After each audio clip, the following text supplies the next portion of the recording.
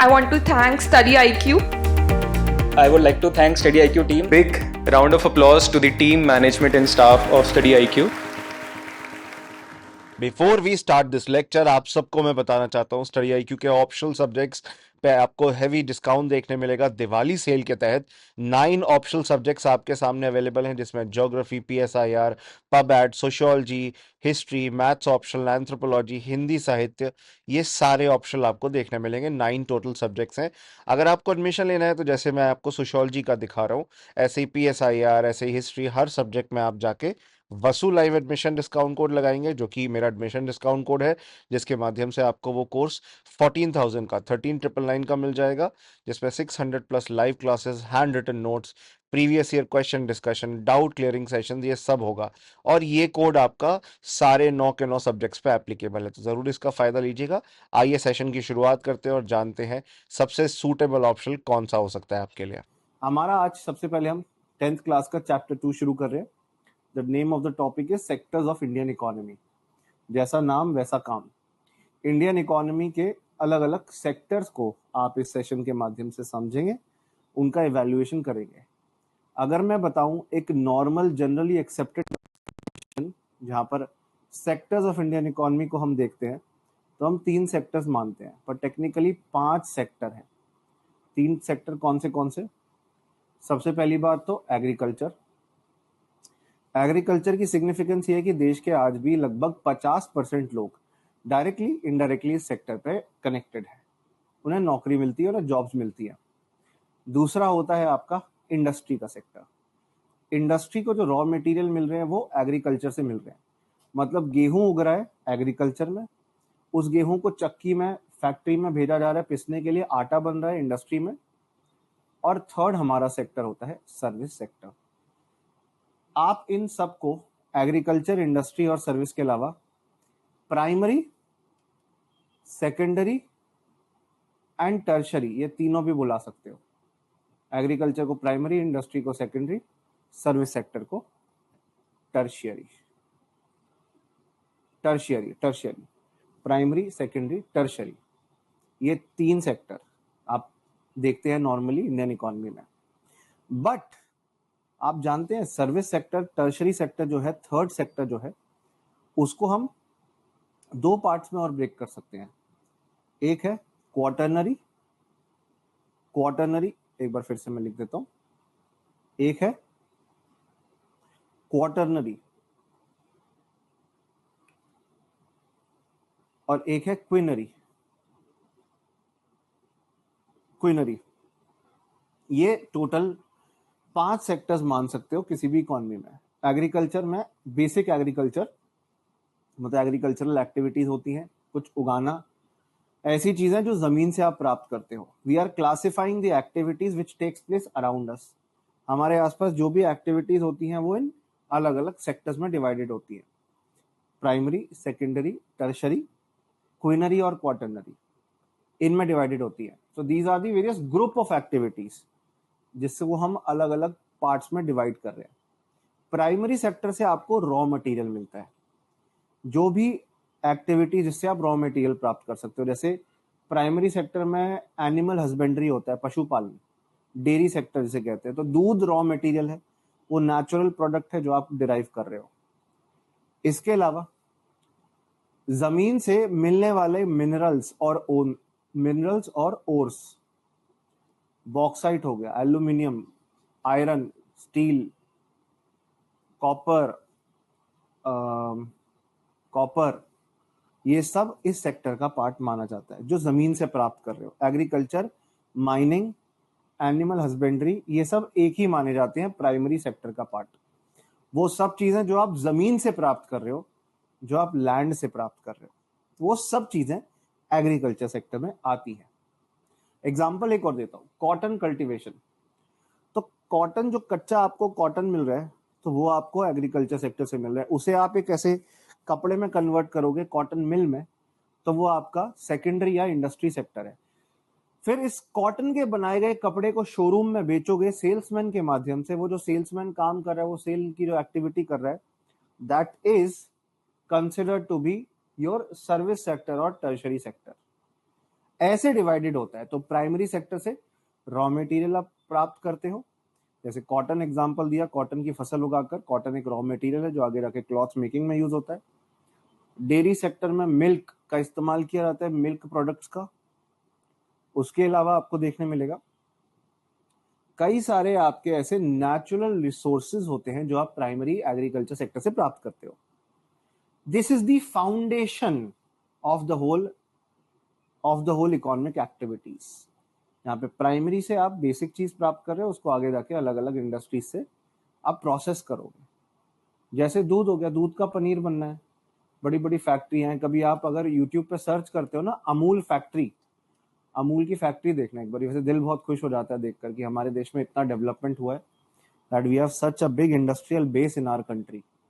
ठीक है, तो अब इन सेक्टर्स में सबसे पहले मैंने बताया एग्रीकल्चर की सिग्निफिकेंस बताया कि ये तो फाउंडेशन है, ये तो बुनियाद है, ये तो शुरुआत है जो बाकी सेक्टर्स को मदद करता है, चाहे वो एग्रीकल्चर हो, डेयरी फार्मिंग हो, फिश को पैदा करना हो, जंगलों से कुछ प्राप्त करना हो, मधुमक्खी को पालना हो, सिल्क के लिए सिल्क के जो कपड़े, जो कीड़ा होता है सिल्क का, रेशम का, उसको पालना, वो सब आपका इस नेचुरल प्रोडक्ट के तौर पे एग्रीकल्चर सेक्टर से, प्राइमरी सेक्टर से आपको मिल पाता है, एग्रीकल्चर और एग्रीकल्चर के रिलेटेड सेक्टर से।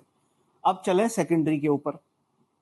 सेकेंडरी सेक्टर को ट्रांसफॉर्मेशनल सेक्टर कहते हैं। इंडस्ट्री को ट्रांसफॉर्मेशनल सेक्टर कहा जाता है। Why? Because it transforms what ever raw material you have got, उसको ये ट्रांसफॉर्म कर देता है, उसको ये ट्रांसफॉर्म कर देता है जो भी आप रॉ मटेरियल प्राप्त कर रहे हो। जैसे फॉर एग्जांपल एग्रीकल्चर से आपको रॉ मटेरियल मिल गया, ठीक है, जैसे कच्चा कोयला या स्टील या डेयरी प्रोडक्ट, दूध। इंडस्ट्री में उसे आप अलग उसकी प्रॉपर्टी चेंज कर रहे हो। दूध लिक्विड होता है, पनीर सॉलिड होता है, आपने प्रॉपर्टी चेंज कर दी। चीज सॉलिड होता है, प्रॉपर्टी चेंज कर दी। आप ऐसे प्रॉपर्टी ही चेंज कर दो, केमिकल कॉम्पोजिशन चेंज कर दो, या उसको ज्यादा महंगा बना दो, ज्यादा सेलेबल, ज्यादा दाम पे बिक सके, ज्यादा प्रॉफिट दे सके, ऐसा कुछ बना दो।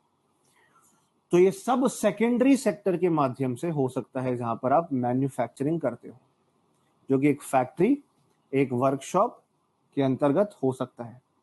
कपड़ों का एग्जाम्पल बेस्ट है, सिल्क का कपड़ा या कॉटन का कपड़ा।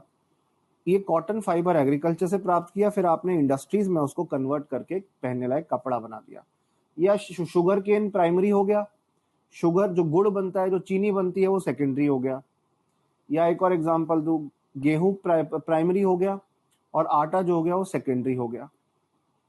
तो यहाँ पर आपको देखने मिलेगा जो प्रोडक्ट है जो डिराइव किया गया है, उसको मैन्युफैक्चर करना बहुत जरूरी है। मतलब किसी भी टाइप की प्रोसेसिंग उस पर हो, ये जरूरी है। फैक्ट्री में किसी ना किसी प्रोसेस से, प्रक्रिया से गुजरे। ये आपका इंडस्ट्रियल सेक्टर या सेकेंडरी सेक्टर के अंदर आपको देखने मिलता है। इतना क्लियर है सबको? थर्ड, टर्शरी सेक्टर या सर्विस सेक्टर। टर्शरी का मतलब क्या है? पहले टर्शरी का मतलब समझ लो, थर्ड होता है टर्शरी का मतलब। टर्शरी का मतलब होता है third, tertiary sector, service sector. अब वो हम अपनी कन्वीनियंस के लिए सेकेंडरी सेक्टर को क्विनरी और क्वार्टरनरी में बांट दे रहे हैं, वरना हम एक ही सेक्टर मानते हैं जिसमें हर प्रकार की सर्विस आ जाती है, जो एग्रीकल्चर को, जो इंडस्ट्रीज को डेवलप करने में मदद करती है। वो सारी सर्विसेज इसके तहत आपको देखने मिलती हैं। अब बैंकिंग सर्विस हो गई, टूरिज्म हो गया, सेल्स हो गया, ये सारी वो सर्विस। एजुकेशन हो गया, मैं भी तो एजुकेशन, मैं तो सर्विस ही दे रहा हूं ना आप लोगों को। तो ये सारी सर्विसेज आपको प्रोवाइड की जाती हैं टर्शरी सेक्टर की वजह से।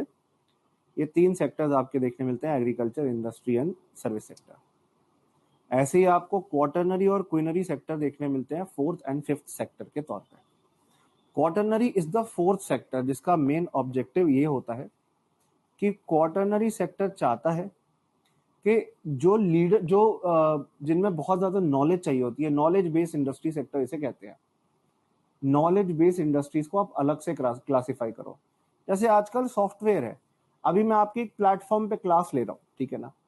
इस प्लेटफॉर्म पे आपको देखने मिलेगा पूरा एक टूल, पूरा एक सॉफ्टवेयर बनाया स्टडी आईक्यू ने, हमारे इंजीनियर्स ने, जिसके माध्यम से मैं आपकी क्लास प्रॉपर्ली ले पा रहा हूँ, मैं आपको प्रॉपर्ली पढ़ा पा रहा हूँ। आपके लिए पूरा इंफ्रास्ट्रक्चर क्रिएट किया गया ना। तो इस इंफ्रास्ट्रक्चर के माध्यम से मैं आपके फोन पे, लैपटॉप पे अवेलेबल हूँ। Some mind has been utilized, किसी की नॉलेज, किसी की कोडिंग स्किल जो मैं तो नहीं कर सकता। एडुटेक के अंदर मैं सिर्फ एडु प्रोवाइड कर सकता हूँ, टेक किसी और को प्रोवाइड करना होगा, ठीक है ना। तो मैं तो नॉलेज ही दे सकता हूँ, बाकी सब चीजें एक्सपर्ट्स बैठे हैं उसके लिए। तो ये सारी एक्टिविटीज क्वार्टरनरी या फोर्थ सेक्टर में देखी जाती है। अब आप कहोगे सर थर्ड सेक्टर में भी तो यही था। थर्ड सेक्टर में सर्विसेज थी, सर्विसेज हर टाइप की, बेसिक सर्विसेज, जैसे कि आप कस्टमर केयर पे कॉल करते हो, स्टडी आईक्यू के सपोर्ट को कॉल करते हो और कहते हो सर बुक नहीं आई, मैडम बुक नहीं आई, ठीक है ना। तो वो कहते हैं कि अब नेक्स्ट वीक तक आ जाएगी, इतने दिन में आ जाएगी, जो भी है, जो भी आपको आंसर मिलता है, जो भी हेल्प मिलती है, they are providing auxiliary service to you, help assistance आपको प्रोवाइड कर रहे हैं। तो इसीलिए ये सर्विस सेक्टर का पार्ट है। अब इसके अलावा जो इंसान जिसने पूरा सॉफ्टवेयर बनाया जिसके माध्यम से आप क्लास ले रहे हो, वो क्वार्टरनरी सेक्टर का पार्ट है। ऐसी सर्विस जिसमें ज्यादा higher order thinking skill use हुई है, नॉलेज यूज हुई है, वो आपका क्वार्टरनरी सेक्टर में आता है, जिसमें मैंने बताया सॉफ्टवेयर डेवलपर, टीचर इस सेक्टर में आते हैं। इसमें बेसिक सर्विसेज नहीं, एडवांस सर्विसेज आती हैं। और लास्ट है क्विनरी। क्विनरी मतलब फिफ्थ, पंचम। क्विनरी का मतलब है जहां पर लीडरशिप पोजीशन होती है।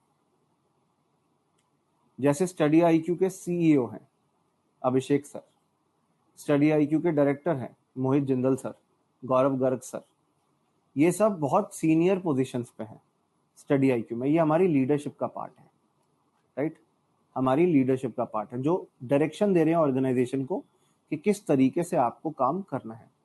देश के लिए सीनियर पोजीशन पे कौन है? देश के प्रधानमंत्री और मंत्री लोग, आईएएस आईपीएस ऑफिसर्स, जो कि अलग अलग डिपार्टमेंट्स को हेड कर रहे हैं।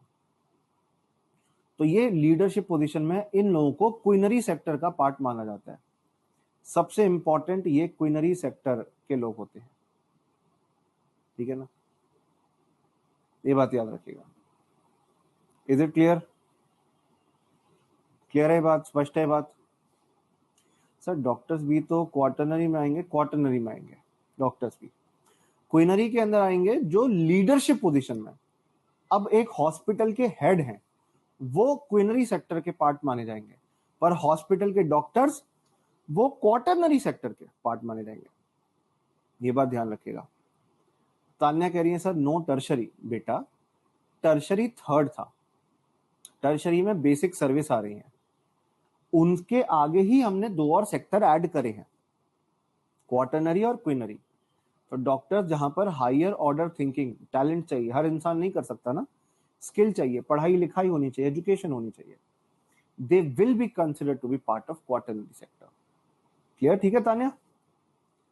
सर्विस के अंदर आप मान लो कि बेसिक सर्विसेज के टैक्सी सर्विस जो प्रोवाइड करते हैं, ट्रांसपोर्टेशन, लॉजिस्टिक, ट्रक, और मैं निकला गड्डी लेके रास्ते से, सड़क से एक मोड़ आया है ना, वो जो ट्रकिंग है, वो जो ट्रांसपोर्टेशन हो रहा है, लॉजिस्टिक हो रहा है, वो सर्विस सेक्टर का है। अब ये मत कहना कि सर गाना पूरा गा के सुनाओ आगे चले। तो अब आपको एक डिफरेंस समझ आ गया कि सर्विस सेक्टर का ही एक्सटेंशन है क्वार्टरनरी और quinary. It is just that आपने सर्विसेज की इंपॉर्टेंस के हिसाब से उन्हें क्लासिफाई कर दिया, क्वालिफाई कर दिया।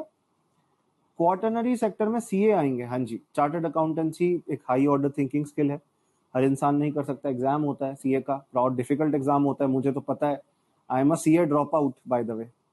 मैंने चार्टर्ड अकाउंटेंसी और कंपनी सेक्रेटरी बीच में छोड़ा था, नॉट बिकॉज आई फेल्ड और anything, in fact I was one of the few people who qualified the IPC, the intermediate level, in my first attempt, both groups, क्योंकि मैं वो practical training जो है हमारी होती है वो नहीं कर सकता था 3 साल की। मेरे को तब तक जॉब मिली गई थी एज एन असिस्टेंट प्रोफेसर, इसे छोड़ दिया मैंने। तो मेरे को तो पता ही है how difficult CA is, it's really difficult, दिन रात लगाना पड़ता है। सर एंटरटेनमेंट इंडस्ट्री भी सर्विस में ही आएगी? जी बिल्कुल, एंटरटेनमेंट इंडस्ट्री सर्विस सेक्टर के अंदर आएगी। एंटरटेनमेंट इंडस्ट्री के अंदर सर्विस सेक्टर का पार्ट आपको देखने मिलेगा। एक्टर्स हैं, जहां पर टैलेंट चाहिए तो वो क्वार्टरनरी सेक्टर का, और जो प्रोड्यूसर्स हैं, डायरेक्टर्स हैं, बड़े बड़े जो लीडरशिप पोजीशन में किसी एंटरटेनमेंट ग्रुप का पार्ट है, ग्रुप का हेड है, वो क्विनरी में आएंगे। जिनके पास फैसला लेने की शक्ति है, जिनके पास पावर है, the power to take decisions, they will be part of it. Clear हो गया? इंडिया में ना एक बड़ी प्रॉब्लम है, दुनिया के बाकी देश, इनफैक्ट हमारे पड़ोस के देश भी काफी सारे एग्रीकल्चर से इंडस्ट्री की तरफ गए और इंडस्ट्री से सर्विस सेक्टर की तरफ गए। जैसे रशिया, रशियन रेवोल्यूशन में पहले रशिया के लोग एग्रीकल्चर डिपेंडेंट होते थे, फिर ना वो इंडस्ट्री की तरफ चले गए, फिर धीरे धीरे वो हमारा जो थर्ड सेक्टर है, टर्शरी सेक्टर है, उसकी तरफ चले गए। थर्ड सेक्टर, यूएस का एग्जांपल ले लो, यूके का एग्जांपल ले लो। आप में से जिसने भी 8th 9th 10th क्लास की एनसीईआरटी पढ़ी है, हिस्ट्री की, वर्ल्ड हिस्ट्री की एनसीईआरटी पढ़ी है, उसको पता होगा कि यूके के अंदर स्पिनिंग जेनी, यूके के अंदर आपका कॉटन प्रोड्यूस करने की एडवांस टेक्नोलॉजी आने लगी और यूके के अंदर बहुत बदलाव हुआ इंडस्ट्रीज के अंदर। स्टीम इंजन बना, दुनिया भर में स्टीम इंजन के माध्यम से ट्रांसपोर्टेशन होने लगा। तो जब यूके ने इतना ज्यादा अपनी इकोनॉमी में चेंज किया, वो इंडस्ट्रियल रेवोल्यूशन की वजह से था। एग्रीकल्चर से ज्यादातर इकोनॉमीज इंडस्ट्री की तरफ जाती थी। इंडिया, हमारा भारत महान, हमने सीधा एग्रीकल्चर से सर्विस सेक्टर में छलांग लगाई। 1991 इंडिया जो हमारा देश है, 1947 में आजादी मिली। नेहरू जी पहले प्रधानमंत्री बने। नेहरू जी सोशलिस्ट थे, समाजवादी सोच थी उनकी। आजादी से लेकर इंडियन गवर्नमेंट ने पब्लिक सेक्टर कंपनीज को, सरकारी एंटरप्राइजेस को ज्यादा तवज्जो दी और सोशलिस्ट पैटर्न ऑफ इकोनॉमी रखी। ऐसी अर्थव्यवस्था का पैटर्न जहां पे प्राइवेट नहीं, सरकारी कंपनियों को ज्यादा वेटेज दी है कि सरकारी कंपनियां देश की ग्रोथ लेकर आएंगी। बट 1947 से 1991 के बीच में हमारी इकोनॉमी ने बहुत चैलेंजेस का सामना किया। एग्रीकल्चर प्रोडक्शन कम होता जा रहा था, हमारे देश की पॉपुलेशन रातों रात बढ़ती जा रही थी। अब कुछ तो खिलाओगे इतने लोगों को, तो हम अमेरिका से अनाज मांगते थे, मदद मांगते थे और वो हमें देते भी थे PL 480 किस्म का एग्रीकल्चरल क्रॉप। PL 480 क्या है? Public law 480। ऐसे किस्म का अनाज जो हमारे इंडियंस के लिए बिल्कुल भी अच्छा नहीं होता था। ये वो अनाज था जो अमेरिका में वो इस्तेमाल करते थे अपने सुअरों को, अपने पिग्स को मोटा करने के लिए। वो अनाज इंडिया को दिया जा रहा था मदद के नाम पे कि देखो हम तुम्हारी मदद कर रहे हैं, वी आर हेल्पिंग यू। अब इसी दिशा में आपको देखने मिलेगा कि इंडिया के अंदर जब हमने सरकार को ही सारी तवज्जो दे दी, सरकारी कंपनियों को प्राइवेट कंपनियां कुछ खास कर नहीं पा रही थी, हमारे देश की सरकार के ऊपर उधारी बढ़ती जा रही थी और हमारी तिजोरी में फॉरेन एक्सचेंज रिजर्व कम होता जा रहा था। आज जो हम $600 बिलियन का फॉरेन एक्सचेंज रिजर्व क्रिएट कर पाए हैं, all this is because of the efforts of various governments in the last 30 years to increase the foreign exchange reserve. पिछले 30 सालों में जितनी सरकार रही है 1991 के बाद से, बहुत कोशिश करी इंडिया के इकोनॉमिक रिजर्व को बढ़ावा देने की और इंडिया में बहुत बड़ा बदलाव आया, पॉलिसी रिफॉर्म्स आए इंडिया के अंदर और इंडिया आज डेवलपमेंट के रास्ते पे आ पाया है। क्यों? क्योंकि इनएफिशिएंसी से इंडियन इकोनॉमी मैनेज हो रही थी 1980s में। हम एग्रीकल्चर डोमिनेंट, एग्रीकल्चर डिपेंडेंट थे और एग्रीकल्चर से भी बहुत ज्यादा कोई ग्रोथ आ नहीं रही थी। हमारे देश में industry, banking, insurance, foreign trade, ये सेक्टर्स नेग्लेक्टेड थे, हमने ना इन पर ध्यान नहीं दिया था। होता है ना स्टेप मदरली ट्रीटमेंट की, एक स्टेप मदर जो होती है, ये 11th क्लास की एनसीईआरटी में आएगा। मैं अभी एक बार आपको शॉर्ट में स्टोरी सुना रहा हूं, तो प्लीज एक बार थोड़ा तवज्जो दें और मेरी बात ध्यान से सुनते रहें। मैं अभी शॉर्ट में बता रहा हूं ताकि एक आपका बैकग्राउंड बन जाए। इंडिया में industry, banking, foreign trade sector, insurance sector ज्यादा ग्रो नहीं हो रहा था। सरकार का खर्चा उसकी इनकम से ज्यादा था, आमदनी अठन्नी, खर्चा रुपया। और सरकार को अगर खर्चा करना भी होता था तो उधार ले लेकर सरकार ने अपने खर्चे पूरे करे इंटरनेशनल फाइनेंशियल इंस्टीट्यूशंस के माध्यम से, वर्ल्ड बैंक, IMF, अलग अलग इंस्टीट्यूशन से। अरे हमने तो अपना सोना तक गिरवी रख दिया था चंद्रशेखर जी जब प्रधानमंत्री थे इंडिया के। हमें दिक्कत ये हो रही थी कि इंडिया में बहुत सारी डेवलपमेंटल पॉलिसी चल रही थी, फ्री सरकारी हॉस्पिटलों में फ्री इलाज, सरकारी स्कूल में फ्री में शिक्षा, राशन की दुकानों में फ्री में अनाज मिलता था। तो free education, free health, free food grains देते थे हम लोग। हमारी बहुत सारी ऐसी डेवलपमेंटल पॉलिसी चलती थी। अब सरकार की इनकम तो ज्यादा हो नहीं रही है, खर्चा ज्यादा हो जा रहा है और सरकार खर्चा उठा नहीं पा रही है, तो बेरोजगारी बढ़ने लगी देश में, पावर्टी बढ़ने लगी, गरीबी बढ़ने लगी और पॉपुलेशन देश की रातों रात बहुत तेजी से बढ़ गई। गवर्नमेंट ने डेवलपमेंटल प्रोग्राम्स पर बहुत ज्यादा खर्चा किया, बट सरकार की इनकम ज्यादा कुछ बढ़ नहीं पा रही थी। Government was not able to generate revenue और इस वजह से सरकार के ऊपर कर्ज बढ़ता गया, दूसरे देशों से कर्ज लेते गए, क्योंकि पब्लिक सेक्टर कंपनी, सरकारी कंपनी भी इनकम ज्यादा कमा के नहीं दे रही थी, बल्कि खुद लॉस में थी, लॉस मेकिंग पीएसयूज। एग्जाम्पल अभी का देख लो, एयर इंडिया कौन सा बड़े प्रॉफिट में थी, बेचना पड़ा ना टाटा को, पता है ना, एयर इंडिया टाटा को बेच दी है, जिनसे ली थी उनको ही वापस कर दी है। काफी ज्यादा हमें दूसरे देशों से पैसा बोरो करना पड़ता था। अब आप अमेरिका से कुछ खरीद रहे हो, सऊदी अरेबिया से कुछ खरीद रहे हो, वो रुपए में तो नहीं खरीदेंगे आपसे, वो डॉलर, पाउंड, येन, युआन इनमें मांगेंगे आपसे पैसा, जो कि आपके पास ज्यादा था नहीं।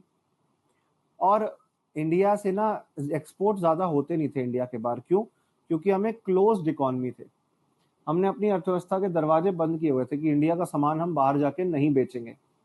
आप बाहर से खरीद लेंगे, oil, gas, gold, chemical, medicine, दवाइयां, इलेक्ट्रॉनिक्स, हम दूसरे देश से खरीद लेते थे, दूसरे देशों पे पैसा खूब उड़ाते थे। कमाने के मामले में we were extremely poor, extremely backward. Oh my God. इससे अनसस्टेनेबल डेट क्रिएट हुआ सरकार के ऊपर।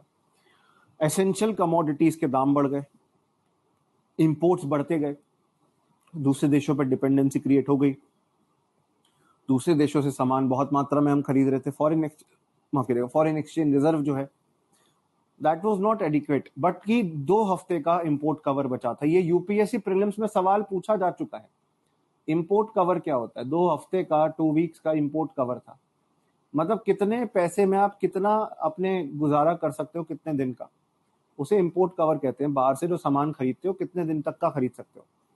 हमारे पास 2 हफ्ते का बचा था, जैसे आज पाकिस्तान के पास लगभग 1 महीने का है, हमारे पास 2 हफ्ते का था। फिर इंडिया ने वर्ल्ड बैंक को आईबीआरडी कहा जाता था, international bank for reconstruction and development, और आईएमएफ से मदद मांगी और हमें $7 बिलियन का लोन मिल गया।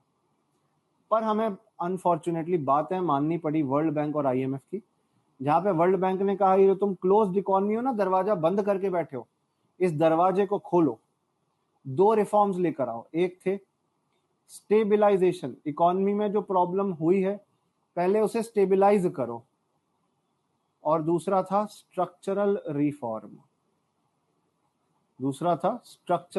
पहला था स्टेबिलाइजेशन को बढ़ावा देना। स्टेबिलाइजेशन का मतलब है कि हमें कुछ ऐसी पॉलिसीज क्रिएट करनी पड़ी, शॉर्ट टर्म पॉलिसी, जिनसे हम हमारे देश के अंदर जो वीकनेस आई थी इकोनॉमिक पैटर्न में, उनको हमने सॉल्व किया। We corrected the weaknesses which we are facing. जैसे बाहर से बहुत सारी चीजें खरीदते थे, हमने कहा कि बाहर से खरीद रहे हो ठीक है, कोई बात नहीं, बट एसेंशियल कमोडिटीज इंडिया से ही खरीदो। दूसरे देशों से आप डॉलर, पाउंड देके खरीद रहे हो। हमने वर्ल्ड बैंक, आईएमएफ से जो पैसा मांगा था उधार पे, उस उधार से हमने अपनी फॉरेन पेमेंट्स चुका दी, तो एटलीस्ट हमारा जो फॉरेन कर्जा था वो थोड़ा कम हो गया। हमारे फॉरेन एक्सचेंज रिजर्व में थोड़ा पैसा आ गया, जो कि हमने फ्यूचर के लिए रख लिया, थोड़े समय तक के लिए रख लिया। फिर हमने कहा कि अभी तो हम बच गए, आगे कैसे बचें, उसके लिए स्ट्रक्चरल रिफॉर्म्स पैदा किए। स्ट्रक्चरल रिफॉर्म्स लाने के लिए हमने एफिशिएंसी लाने के लिए एलपीजी रिफॉर्म्स लेकर आए इंडिया में। एलपीजी रिफॉर्म्स का एल जो है उसका मतलब है लिबरलाइजेशन। एल का मतलब है जी लिबरलाइजेशन, उदारीकरण, फ्रीडम, इसे फ्रीडम वर्ड से जोड़ के देख सकते हो। सरकार ने फ्रीडम प्रोवाइड करी। इंडिया में कोई भी प्राइवेट बिजनेस खोलना चाहता है खोले, सरकार उस पर पाबंदी नहीं लगाएगी। पहले सरकार अगर आप इंडस्ट्री खोलना चाहते थे तो लाइसेंस देती थी, और लाइसेंस लेने में बहुत टाइम लगता था। पर 1980s के बाद से ही, और स्पेशली 1990s में, लाइसेंसिंग कंडीशन को कम किया, एक्सपोर्ट इंपोर्ट पॉलिसी में बदलाव किया, और अब इंडिया के बाहर सामान एक्सपोर्ट भी कर सकते थे। हमने कहा हमारी टेक्नोलॉजी बैकवर्ड है, पुअर है, टेक्नोलॉजी अपग्रेड करेंगे, दूसरे देशों से सीखेंगे, टैक्स कम करेंगे, और फॉरेन कंट्री से आने वाले इन्वेस्टमेंट्स को बढ़ावा देंगे, रिफॉर्म्स लेकर आएंगे और बदलाव करेंगे इकोनॉमिक पैटर्न के अंदर, तभी जाकर देश में बदलाव आएगा। तो इंडस्ट्री से जो लाइसेंस, इंडस्ट्री खोलने के लिए, फैक्ट्री खोलने के लिए जो लाइसेंस लेना पड़ता था हर बिजनेसमैन को और एंटरप्रेन्योर को, तभी वो बिजनेस शुरू कर सकते थे, ये लाइसेंसिंग कंडीशंस को कम किया, खत्म नहीं किया, कम किया। मैं कम किया इसलिए कह रहा हूं क्योंकि अगर आप फैक्ट्री में हथियार बनाते हो, आपकी फैक्ट्री में डायनामाइट जैसे एक्सप्लोजिव बनते हैं, डिफेंस वेपन बनते हैं, आप माइनिंग करते हो, जमीन से कोयला निकालते हो, कोई हजार्डस केमिकल बनाते हो फैक्ट्री में, दवाइयों की फैक्ट्री है, ड्रग्स एंड फार्मास्यूटिकल फैक्ट्री, या ऐसी कोई फैक्ट्री है जिसमें अल्कोहल शराब बनती है या तंबाकू बनता है, उनके लिए लाइसेंस होगा, बाकी सब के लिए लाइसेंस कैंसल। ये पहला तोहफा भारत सरकार ने दे दिया। दूसरा तोहफा, प्राइवेट सेक्टर को भी अलाउ कर दिया कई सारी इंडस्ट्रीज में और प्राइवेटाइजेशन को बढ़ावा दिया, जहां पे प्राइवेट कंपनीज भी फैक्ट्रीज खोल सकते थे। पहले क्या है, कुछ एरियाज के अंदर स्मॉल स्केल इंडस्ट्रीज के लिए बिजनेस रिजर्व होता था कि कोई बड़ी बड़ी फैक्ट्री खुल नहीं सकती इन पर्टिकुलर एरियाज में, जैसे टेक्सटाइल का काम है, बड़ी फैक्ट्री नहीं, छोटी फैक्ट्रीज ही खुलेंगी। अगर आपने गुरु पिक्चर देखी है अभिषेक बच्चन की, उसमें एक डायलॉग है कि सरकार परमिशन 3 की देती है, 3 टन उगाने की, सामान बनाने की, तो हम 5 की करते हैं। सरकार का काम थोड़ी ना है कि हमें बताए कितना प्रोडक्शन करें कितना ना करें। It is not the business of the government to be involve in business, ऐसा कहावत है। सरकार ने कहा ठीक है करो तुम बिजनेस, जितना प्रोडक्शन करना है करो, हम कौन होते हैं। सरकार पहले सुई से लेकर हवाई जहाज तक खुद बनाती थी, और अगर प्राइवेट सेक्टर बनाती भी थी तो उनके ऊपर रेस्ट्रिक्शन लगा देती थी कि इतने से ज्यादा प्राइस पे नहीं बेच पाओगे, इतने से ज्यादा कोटा आप प्रोड्यूस नहीं कर सकते। कुछ सेक्टर तो सरकार के लिए ही प्योरली रिजर्व्ड थे, जैसे एटॉमिक एनर्जी, जैसे स्पेस, जैसे रेलवे। रेलवे तो आज भी रिजर्व्ड है, स्पेस आज भी रिजर्व्ड है, एटॉमिक एनर्जी आज भी रिजर्व है। तो ये सिर्फ सरकार के लिए रिजर्व होते थे पहले के टाइम में। या रेयर मिनरल्स हो गए जैसे लिथियम, लिथियम एक्सप्लोरेशन वगैरह। तो अगर ये सब पहले से रिजर्व था तो आपको देखने मिलेगा लिबरलाइजेशन किया गया और इनमें पाबंदी खत्म करी, प्राइवेटाइजेशन किया गया।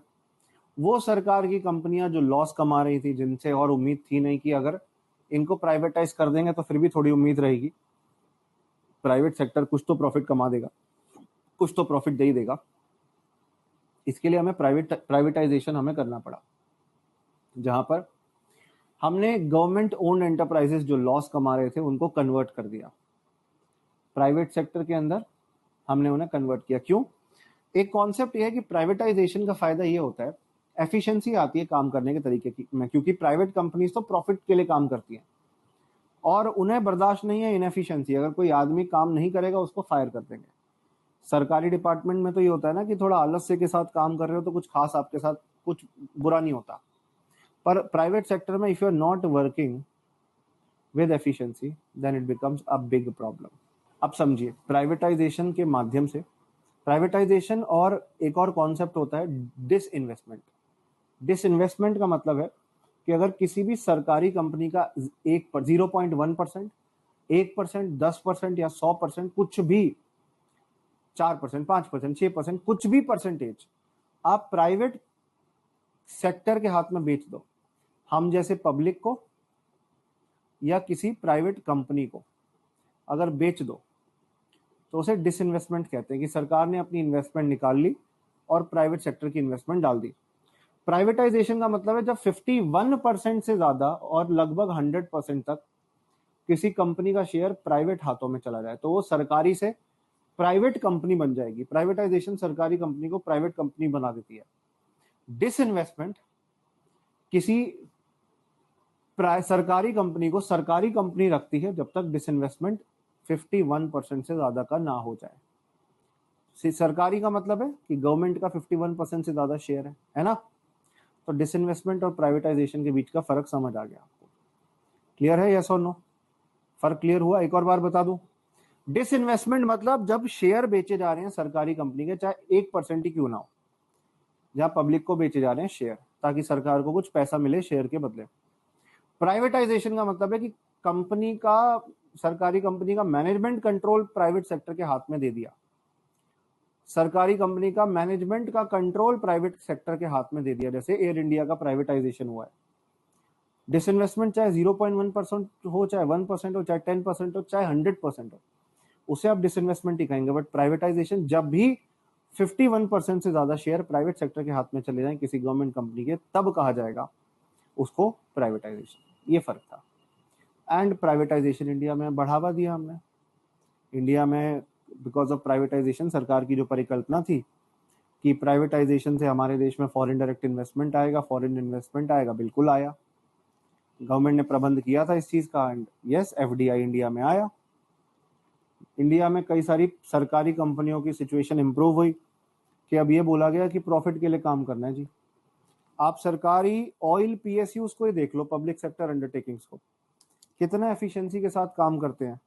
ONGC, Indian oil, HPCL, Bharat petroleum, इनमें काम बहुत अच्छे तरीके से होता है, बहुत एफिशिएंसी के साथ होता है। महारत्न, नवरत्न और मिनी रत्न कंपनियां बनी इंडिया में कई सारी।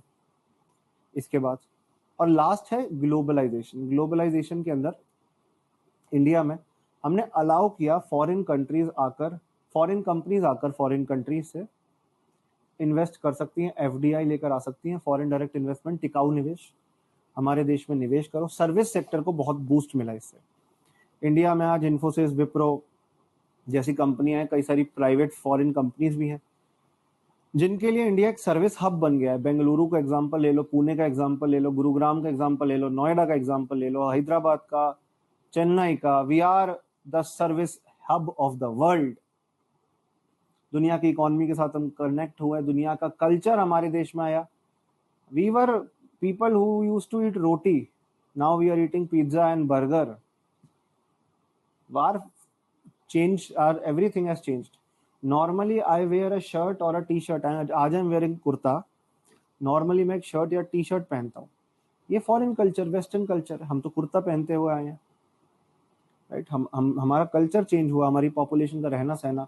Puma, Adidas, Nike, McDonald, burger king, ये सब आए इंडिया में। कई सारी फॉरेन कंपनीज इंडिया में आए, इंडिया में इन्वेस्ट किया, पैसा लेकर आए, अपना कल्चर लेकर आए और एक बॉर्डरलेस वर्ल्ड बनाने में साथ दिया। हालांकि इसके साथ कई सारी प्रॉब्लम आई। कोविड कहीं पे फैला, बीमार हम हुए, डेथ हमारे यहाँ हुई, ठीक है ना। यूएस में या बाकी देशों में जो कमर्शियलिज्म, जो मटेरियलिज्म है, वो हमारे देश में आया कि लोग आज इंस्टाग्राम पर जो ये इन्फ्लुएंसर हैं, ठीक है ना, जो ये जूते कपड़े बेचते हैं, इनको ज्यादा मानते हैं, पर जो ज्ञानी लोग हैं, जो इंटेलेक्चुअल हैं, उनको उतना एडमायर नहीं करते। दिस इज अ ट्रैवेस्टी ना, ये बहुत बुरी चीज है कि ज्ञान के पीछे नहीं भाग रहे हैं हम, फैशन के पीछे भाग रहे हैं। तो थिंग्स हैव चेंज्ड, बदलाव बहुत आ गया, कुछ अच्छा कुछ बुरा। हमने महिलाओं को कमोडिफाई करना शुरू कर दिया, कमोडिटी के लिए। कि वो परफ्यूम के ऐड आते हैं ना कि एक लड़के ने परफ्यूम लगाया, लड़कियां भाग रही हैं पीछे। अबे भाई, क्या मैग्नेट हो, क्या सोच रहे हो तुम? This is such discriminatory. Females के साथ तो इतना डिस्क्रिमिनेशन है कि मतलब एक वेस्टर्न कल्चर हैंगओवर हो गया है, टेक ओवर हो गया है, और हम फीमेल्स के साथ कमोडिफिकेशन करते हैं, प्रॉपर्टी मानते हैं, जो कि नहीं होना चाहिए। इज्जत से पेश आना चाहिए, बराबर का दर्जा मिलना चाहिए, ठीक है ना। तो ये सारी बातें याद रखिएगा। ये आपका पूरा एलपीजी रिफॉर्म्स थे। इतनी बात क्लियर हुई? सर 100% शेयर्स बेच देंगे तो प्राइवेट कंपनी ही हो गई ना वो तो। लाला, बिल्कुल प्राइवेट कंपनी ही होती है। 51% से ज्यादा शेयर अगर प्राइवेट के हाथ में चले गए तभी प्राइवेटाइजेशन कंप्लीट हो जाता है, क्योंकि ओनरशिप और डिसीजन मेकिंग पावर प्राइवेट हाथों में चली जाती है। Sir the devaluation of our currency during that period was correct. देखो यार, बीमार पड़ते हो तो कड़वी दवाई खानी पड़ती है। तुम ये नहीं कह सकते कि सर हमें वो कड़वी दवाई क्यों खिलाई। बीमार थे, इलाज करना पड़ा। नहीं करते तो और बीमार हो जाते, हो सकता है डेथ भी हो जाती, हो सकता है देश का ही बंटाधार हो जाता। तो डिवैल्यूएशन करना पड़ा, वो हमारी मजबूरी थी।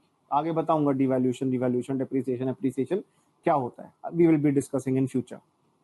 Sir quaternary is a different sector और अ पार्ट ऑफ टर्शरी। अच्छा, एक सिंपल शब्द बताता हूँ। प्राइमरी मतलब पहला, सेकेंडरी मतलब दूसरा, टर्शरी मतलब तीसरा, क्वार्टरनरी मतलब चौथा और क्विनरी मतलब पांचवा। अब आपको अपने सवाल का ऑटोमेटिकली जवाब मिल गया होगा, है ना। ऑटोमेटिकली जवाब मिल गया होगा। I am very very certain. उसी का एक्सटेंशन है, उसी से निकला है, इसलिए फोर्थ अलग है। प्राइमरी बता दिया, सेकेंडरी बता दिया, टर्शरी बता दिया, सर्विस सेक्टर बता दिया, इंडिया में सर्विस सेक्टर की ग्रोथ हुई है 1991 एलपीजी रिफॉर्म्स के बाद। टीचर, डॉक्टर, ये सब सर्विस सेक्टर से कनेक्टेड है। सर्विस सेक्टर से क्वाटरनरी और क्वीनरी भी निकला है, इसलिए डॉक्टर यहाँ पर सर्विस सेक्टर के अंदर लिखा है। मतलब it's part of quaternary only, but service sector से निकला है ना। डिराइव कहां से किया ये देखो, डिराइव कहां से किया ये देखो। जैसे फॉर एग्जांपल आप पूछो कि sir Jasprit Bumrah Indian cricketer है या नहीं है? वो इंडियन क्रिकेटर है, बट वो बॉलर है। बॉलर हो, बैट्समैन हो, क्या हुआ? इंडियन क्रिकेटर तो होता ही है। तो अब कोई भी, चाहे क्वार्टरनरी, चाहे क्वीनरी, चाहे टर्शरी सेक्टर का पार्ट हो, है तो सर्विस बेस्ड ही ना। Simple, simple logic. ओके, इन तीनों सेक्टर्स को if you compare, many goods and services are produced by various production activities in the primary, secondary and tertiary sectors. कई सारी गुड्स एंड सर्विसेज ये प्रोड्यूस करते हैं, ये बात बताई दी है, कुछ और एक्स्ट्रा थोड़ा ना ऐड हो रहा है। The three sectors employ many people to produce these goods. सबसे ज्यादा एग्रीकल्चर का आउटपुट एग्रीकल्चर का होता है हमारे देश में, जॉब्स प्रोवाइड करने का आउटपुट, फिर सर्विस सेक्टर का, फिर इंडस्ट्रियल सेक्टर का, और फिर सर्विस सेक्टर का।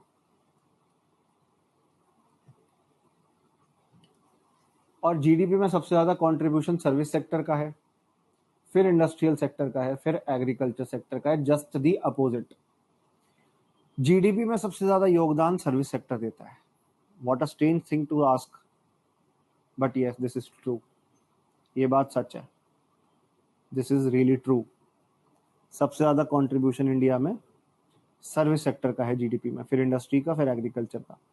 50% से ज्यादातर जनता एग्रीकल्चर में डिपेंडेंट, 50% के करीब, अप्रोक्सीमेटली 50% एग्रीकल्चर पे डिपेंडेंट है। पर देखिए आउटपुट, देखिए जरा, lowest contribution in GDP.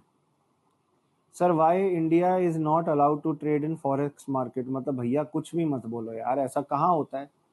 Why India is not allowed to trade in forex market? We are allowed to trade. मैं अभी डॉलर खरीद के बेच दूं, ऐसा थोड़ा ना होता है। क्वेश्चन कुछ और है क्या आपका? एक बार थोड़ा उसे रिफ्रेम करो, शायद क्वेश्चन कुछ और होगा आपका।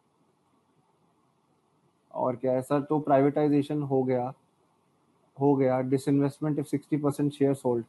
भैया एक चीज हो सकती है तो दूसरी चीज नहीं हो सकती। जैसे मैंने बताया, Jasprit Bumrah is an Indian cricketer as well as a bowler. Sachin Tendulkar was an Indian cricketer as well as a batsman. तो अगर डिसइन्वेस्टमेंट हो रहा है तो प्राइवेटाइजेशन भी तो साथ में हो सकता है, इधर और थोड़ी ना है, दोनों चीजें एक साथ हो सकती है। Sir does the manufacturing sector is slowly declining? Stagnant है, डिक्लाइन नहीं कह सकता। स्टैग्नेंट मतलब रुका हुआ है। इंडिया में हमारा एग्रीकल्चर से हमें इंडस्ट्री की तरफ जाना चाहिए था, इंडस्ट्री से सर्विस सेक्टर की ओर, बट एलपीजी रिफॉर्म्स के बाद सीधा एग्रीकल्चर से हम सर्विस पे कूदे हैं, जिसे कहते हैं लीप फ्रॉग करना। वी हैव लीप फ्रॉग्ड, जैसे मेंढक कूद के, एक जगह से कूद के दूसरी जगह चला जाता है ना, वैसे ही हमने बीच का इंडस्ट्री को ग्रो करना छोड़ दिया और सर्विस सेक्टर पे मूव कर गए। इसी के लिए इंडिया में आज हम मेक इन इंडिया और प्रोडक्शन लिंक्ड इंसेंटिव स्कीम जैसी स्कीम चला रहे हैं, इसी रीजन से, इसी पर्पस से। आगे आपको देखने मिलेगा कि ये तीन मेजर सेक्टर हैं। टोटल प्रोडक्शन मैंने बताया, सर्विस सेक्टर का सबसे ज्यादा कंट्रीब्यूशन है देश की जीडीपी में। होना कायदे से एग्रीकल्चर का चाहिए, but if you compare the three sectors together, it is the service sector which is contributing the most. ठीक है, जब टोटल करते हो आप। और मुद्दे की बात बस इतनी है कि इंडिया के अंदर हमने एलपीजी रिफॉर्म्स के बाद ग्लोबलाइजेशन किया, फॉरेन कंपनीज इंडिया में आई, इंडिया के टेक्निकल एक्सपर्टीज को यूज किया गया, इंडिया के टेक्निकल एक्सपर्टीज को यूज किया गया, और अल्टीमेटली हमने इंडिया के अंदर इकोनॉमिक एक्टिविटीज के माध्यम से हमारे सर्विस सेक्टर को ग्रो किया। अब एक कॉन्सेप्ट हम देखेंगे जीडीपी का। अब एक पता कैसे लगाओगे कि किस सेक्टर ने कितना कंट्रीब्यूट किया है? मतलब how will you calculate and total the value of goods and services? Well, for that we must consider the value of gross domestic product. अब इसका मतलब क्या है? ये वो टर्म है जिसके तहत हम ग्रॉस मतलब टोटल, इंडिया में टोटल प्रोडक्शन कितना हुआ देखते हैं। डोमेस्टिक मतलब हमारी सरजमी पर, इंडियन लैंड पर, इंडियन ज्योग्राफी पर। और प्रोडक्ट का मतलब है टोटल आउटपुट कितना हुआ है। और यहां पर आप फाइनल प्रोडक्ट देखते हो, फाइनल आउटपुट। जैसे एक गाड़ी बनी है तो गाड़ी 8 लाख की बिकी, उसका फाइनल आउटपुट देखोगे, ना कि 25,000 रुपए के या 20,000 रुपए के एक टायर का। आप एक एक टायर की, एक एक लेदर की, एक एक चीज की, इलेक्ट्रॉनिक की वैल्यू नहीं जोड़ोगे, आप फाइनल वैल्यू टोटल करोगे गाड़ी कितने की बिकी। तो जब आपके पास ऑप्शन होता है कि या तो इंटरमीडिएट मतलब रॉ मटेरियल वैल्यू को देख लो या तो फाइनल वैल्यू को देख लो, तो फाइनल वैल्यू को देखा जाता है। एग्जांपल दिया हुआ है मेरे सामने, a farmer who sells wheat to a flour mill, एक चक्की, जहां पर चक्की पे में आटा पिसता है ना, एक किसान उन्हें गेहूं बेच रहा है। देखो जरा सुनो इसका मतलब क्या है। एक किसान गेहूं बेच रहा है और उस गेहूं से बनाया जाता है बिस्किट। बिस्किट बना के 20 रुपए किलो के हिसाब से बेचा जाता है कंपनी को आटा बिस्किट बनाने के लिए। और अल्टीमेटली बिस्किट एक फाइनल प्रोडक्ट की तरह बन के निकलता है। आप यहाँ पर इंटरमीडिएट गुड्स की वैल्यू नहीं ऐड करोगे, जो बीच में जो रॉ मटेरियल के तौर पे यूज हुई है। बिस्किट बनाने वाली फैक्ट्री आटे का, चीनी का, मैदा का, नमक का इस्तेमाल कर रही है, तो फाइनल प्रोडक्ट की वैल्यू, बिस्किट जो फाइनल चीज है उसकी वैल्यू देखते हो। जैसे एक बेकरी है, वहां पर ब्रेड प्रोड्यूस होती है, तो ब्रेड में जो रॉ मटेरियल यूज हुआ है उसकी वैल्यू अलग अलग काउंट नहीं करते कि 10 रुपए का मैदा, 5 रुपए की गैस, 3 रुपए की चीनी, ऐसा नहीं। टोटल ब्रेड कितने का बिका, 50 रुपए का ब्रेड का पैकेट है तो 50 रुपए।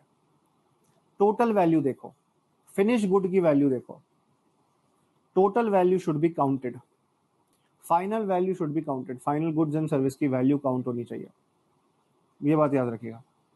फाइनल गुड्स या सर्विसेज की वैल्यू काउंट होनी चाहिए। तो जीडीपी का मतलब है gross domestic product, total output जो आपके देश में प्रोड्यूस हो रहा है फाइनल गुड्स से, रॉ मटेरियल से नहीं। I am not talking about raw materials, final goods, अंतिम वस्तु जो रॉ मटेरियल का इस्तेमाल करके बनाई गई है, ठीक है ना। ये कपड़ा एक फाइनल गुड है, इसके अंदर बटन की वैल्यू अलग है, कपड़े की वैल्यू अलग है, और अलग अलग काउंट नहीं होती है, पूरा ओवरऑल कपड़े की वैल्यू काउंट हो रही है। कि 600 रुपए का अगर मैंने खरीदा जिसमें 5 रुपए के बटन लगे हैं, 10 रुपए का धागा लगा है, वो अलग अलग कैलकुलेट नहीं कर रही, और कंप्यूटिंग इट ऑल टुगेदर। क्योंकि जब मैं पूरी वैल्यू कंप्यूट कर रहा हूं तो एज इट इज उसमें इंक्लूडेड है ही, it is already included. Okay, ये बात ध्यान रखिएगा। तो कभी भी इंटरमीडिएट गुड्स की वैल्यू नहीं, फाइनल गुड्स की वैल्यू हाँ काउंट करते हैं। फिनिश गुड्स की वैल्यू या सर्विसेज की वैल्यू आप काउंट करते हैं हमारे देश के टोटल आउटपुट को, टोटल प्रोडक्शन को देखने के लिए। The value of final goods already includes the value of all intermediary goods used in the production of the final goods. यही बात बताई है आपको मैंने अभी। फाइनल गुड्स के अंदर पहले से इंटरमीडिएट गुड्स की वैल्यू इंक्लूडेड है। तो बिस्किट में पहले से उसमें जो मैदा लगा है, जो चीनी लगी है, उसकी वैल्यू इंक्लूडेड है, ये बात याद रखिएगा। तो हमेशा फाइनल गुड्स की वैल्यू देखी जानी चाहिए। तो GDP is the value, total value of all final goods and services produced in a country during a particular year. 365 दिन के समय में एक जगह पर, एक देश में कितना आपका टोटल गुड्स प्रोड्यूस हुए हैं वो इसमें देखा जाता है। Total value of goods and services produce with in a country during a particular year. GDP show करता है how big the economy is. GDP show करता है how big the economy is, कितना बड़ा कोई अर्थव्यवस्था का क्षेत्र है। ग्रॉस डोमेस्टिक प्रोडक्ट के माध्यम से देखा जाता है, जीडीपी के माध्यम से देखा जाता है, जीडीपी के माध्यम से। क्लियर है? जीडीपी के माध्यम से देखा जाता है, ठीक है। और कोई क्वेश्चन, अभी सवाल आया मन में? नेशनल इनकम एक बार पढ़ाऊंगा ना 12th की, तब ये कॉन्सेप्ट फिर से आपके सामने आएगा। अभी तो बस बेसिक जीडीपी की डेफिनेशन बुक में इंक्लूडेड थी, इसलिए मैंने पढ़ा दिया। नेशनल इनकम बताना है, जीडीपी, जीएनपी, एनडीपी, एनएनपी क्या होते हैं, तब आपको और अच्छे से चीजें लिंक हो पाएंगी, क्लिक हो पाएंगी। चलिए, कोई क्वेश्चन नहीं है। Historical changes in sectors during the early stage of development, primary sector was most important economic activity. जब कोई भी देश तरक्की करना शुरू करता है, एग्रीकल्चर सेक्टर ज्यादा डोमिनेंट होता है। अगर आप पास्ट देखेंगे, इंडिया की 70 to 80% पॉपुलेशन एग्रीकल्चर सेक्टर पर डिपेंडेंट थी। उस टाइम पे जो फार्मिंग मेथड्स थे, कोई ट्रैक्टर का इस्तेमाल नहीं किया जाता था, प्रिमिटिव मेथड्स यूज किए जाते थे। ऐसे मेथड्स को कहते हैं प्रिमिटिव मेथड। मैनुअल वर्क ही किया जाता था। फिर बाद में जैसे जैसे टेक्नोलॉजी बढ़ती गई, हमने टिक कर फार्मिंग को एक प्रोफेशन माना, एक जगह टिक कर फार्मिंग करनी शुरू करी, अच्छी टेक्नोलॉजी को बनाना शुरू किया, कुलाड़ी, खुरपी, हो, सिकल जैसी चीजें बनाई। फिर और टेक्नोलॉजी एडवांस हुई तो फिर ट्रैक्टर, थ्रेशर, कंबाइनर आए। वरना नॉर्मली मोस्टली सब लोग एग्रीकल्चर पे ही डिपेंडेंट होते थे। एग्रीकल्चर से रिलेटेड ट्रेडिंग होता था, बाइंग एंड सेलिंग, और जो वो अनाज उगाते थे वो बाकी सेक्टर्स को दिए जाते थे, और सेक्टर्स को दिए जाते थे। ये बात याद रखिएगा। Majority of goods produced were natural goods from various sectors. आप ज्यादातर जो भी गुड्स प्रोड्यूस करते थे वो आपके natural goods, primary agriculture sector से प्राप्त होने वाले गुड्स होते थे नॉर्मली। और जैसे जैसे टाइम बीतता गया, जैसे जैसे फैक्ट्रीज एक्सपैंड होती गई, वैसे वैसे नई मैन्युफैक्चरिंग टेक्निक दुनिया में आने लगी। मतलब जो पहले खेतों में काम करते थे लोग, वही फैक्ट्रियों में जाके काम करने लगे। और दुनिया में एक शिफ्ट आया कि farm workers are now becoming factory workers. Industrial revolution के टाइम पे शिफ्ट आया हर देश में। सबसे पहले और सबसे बड़ा एग्जांपल हम यूके का लेते हैं, ब्रिटेन का, जहां पे खेतों से निकल के लोग, प्राइमरी सेक्टर से निकल के लोग नौकरी के तलाश में सर्विस सेक्टर, जो इंडस्ट्रियल सेक्टर है, उस पे आ गए। एक बहुत बड़ा शिफ्ट हुआ और हमारी इकॉनमी, दुनिया भर की इकॉनमी में एक नया पैटर्न बना कि फैक्ट्रीज और इंडस्ट्रीज ज्यादा तेजी से ग्रो करने लगी और देशों को डेवलपिंग से डेवलप्ड की तरफ ले जाने लगी। इसलिए डेवलप्ड कंट्रीज में प्राइमरी से सेकेंडरी में सबसे पहले शिफ्ट हुआ, फिर सेकेंडरी से टर्शरी में जैसे जैसे एजुकेशन बढ़ती रही, टेक्नोलॉजी एडवांस होती रही, सर्विस सेक्टर ग्रो हुआ। आउटपुट में एक टाइम ऐसा आ गया कि सर्विस सेक्टर फैक्ट्रियों से, मैन्युफैक्चरिंग से ज्यादा प्रोडक्शन देने लगा। सर्विस सेक्टर में ही लोग ज्यादातर एम्प्लॉय होने लगे और यही पैटर्न आपको यूएस, यूके जैसे, नॉर्वे, स्वीडन, फिनलैंड जैसे डेवलप्ड कंट्रीज में देखने मिलता है, जहां पे 50% आबादी एग्रीकल्चर में नहीं है, वो ज्यादातर सर्विस सेक्टर में डिपेंडेंट है, फिर टर्शरी, फिर लास्ट में एग्रीकल्चर आता है। तो दुनिया भर के अंदर ऐसे टर्शरी या सर्विस सेक्टर की रेलेवेंस काफी बड़ी है, ठीक है ना। पिछले कुछ सालों के अंदर 1970s 80s के अंदर अगर आप देखेंगे तो तीनों इक्वल होते थे। मतलब agriculture equal to industry equal to service sector 1970s 80s में ये तीनों इक्वल होते थे एक टाइम पे। Agriculture equal to industries equal to service. ये जीडीपी कंट्रीब्यूशन में बता रहा हूँ, इन तीनों का कंट्रीब्यूशन लगभग बराबर होता था, सबका एक जैसा होता था। और इस तरीके से हमारा देश जो ग्रोथ के रास्ते पे जा रहा था, वो ग्रोथ धीरे धीरे पैटर्न चेंज हुआ। इंडिया ने सर्विस सेक्टर को 91 के बाद अडॉप्ट किया और बहुत स्ट्रॉन्ग तरीके से अडॉप्ट किया। अब रीजन क्या है कि इंडिया में टर्शरी सेक्टर इतना ग्रो हुआ होगा? देखो, हर देश को सर्विस सेक्टर एम्प्लॉइज, जैसे हॉस्पिटल में काम करने वाला स्टाफ, एजुकेशन इंस्टीट्यूशन में काम करने वाला स्टाफ, ऐसा स्टाफ चाहिए होता है। एसेंशियल सर्विसेज हैं ये। डेवलपिंग कंट्रीज में गवर्नमेंट की जिम्मेदारी है सारी सर्विस प्रोवाइड करने की। आजकल प्राइवेटाइजेशन हो गया, हॉस्पिटल्स भी प्राइवेट आ गए हैं, एजुकेशन इंस्टीट्यूशन भी प्राइवेट खुल गए, तो स्किल्ड वर्कर्स की जरूरत थी, इसलिए सर्विस सेक्टर ग्रो हुआ। इसके अलावा एग्रीकल्चर और इंडस्ट्रीज में डेवलपमेंट तो हो रहा था पर ज्यादा नहीं था। लोग एग्रीकल्चर से मूव करने लगे बाकी सेक्टर्स में, और ट्रांसपोर्टेशन, ट्रेड, स्टोरेज, ऐसे सेक्टर्स की ग्रोथ साथ साथ होनी जरूरी थी कि अगर एग्रीकल्चर चल रहा है तो किसी गोडाउन में आप स्टोर करोगे। ट्रांसपोर्ट मतलब ट्रक या आप किसी रेलवे या किसी भी ऐसी सर्विस के माध्यम से एक जगह से दूसरी जगह तक ले जाओगे। सामान की खरीदी बिक्री होगी, अगर सामान उगा रहे हो तो खरीदोगे, बेचोगे भी तो सही। इसलिए आपका सेकेंडरी सेक्टर और सर्विस सेक्टर ग्रो हुआ। प्राइमरी, सेकेंडरी और सर्विस सेक्टर आपस में कनेक्टेड रहे कि एग्रीकल्चर से इंडस्ट्रीज बनी, इंडस्ट्रीज से सर्विस सेक्टर को बढ़ावा मिला। तीसरी बात, लोगों की इनकम लेवल बढ़ने लगी। इनकम लेवल बढ़ने लगी तो वो ज्यादा सर्विसेज की मांग करने लगे, जैसे रेस्टोरेंट में जाके खाना खाना, जैसे टूरिज्म, जैसे शॉपिंग, इसलिए शॉपिंग मॉल खुले, दुकानें खुली, शोरूम खुले, प्राइवेट हॉस्पिटल, जहां पर आपको अच्छी मेडिकल फैसिलिटी मिल जाएगी, डेडिकेटेड फैसिलिटी मिल जाएगी, जितना पैसा लगाओगे उतनी अच्छी फैसिलिटी मिलेगी। प्राइवेट स्कूल, कोचिंग इंस्टीट्यूट्स, ये चेंज सिटी एरियाज में, अर्बन एरियाज में बहुत ज्यादा हुआ। इसके बाद आगे आपको देखने मिलेगा आईटी, इंफॉर्मेशन टेक्नोलॉजी से दुनिया बिल्कुल पास आ गई। The world became one, the world became a borderless world. Information communication technology और बेहतर हो गई and production of these services increased rapidly in India. Rapidly India में ग्रो हुई है, ठीक है ना, रैपिडली इंडिया में ग्रो हुई है। इसलिए आपको देखने मिलेगा that service sector provided an opportunity for the people who had talent to show their talent. But problem क्या रही? अनइक्वल ग्रोथ हुई। क्या सर्विस सेक्टर में सारे सेक्टर्स एक जैसे ग्रो हो रहे हैं? क्या इंडिया के प्राइमरी, सेकेंडरी और टर्शरी सारे सेक्टर एक जैसे ग्रो हो रहे हैं? नहीं। Lopsided development, regional lopsided development. Lopsided मतलब एक तरफा। गांव में इतना डेवलपमेंट हुआ नहीं, शहर ज्यादा डेवलप हो गया, और उसमें भी कुछ शहर टीयर 1, टीयर 2, टीयर 3 सिटीज का विकास होने लगा। शहरों में लोग आके बसने लगे और हैप हैजर्ड डेवलपमेंट हुआ। अचानक आके लोगों ने झुग्गियां बनानी शुरू करी, रहने की जगह नहीं थी, पानी नहीं था पीने के लिए, लोगों ने आके रहना शुरू किया। स्लम्स वाले चालें बनी। मुंबई में देखो क्या हाल है, दिल्ली के आसपास क्या हाल है। सबसे ज्यादा डिजास्टर्स का खतरा इनको ही होता है, जो लोग स्लम्स में रहते हैं, जो लोग मतलब प्रॉपर सेटल्ड हाउसेज में नहीं रहते, उनको ही सबसे ज्यादा खतरा होता है।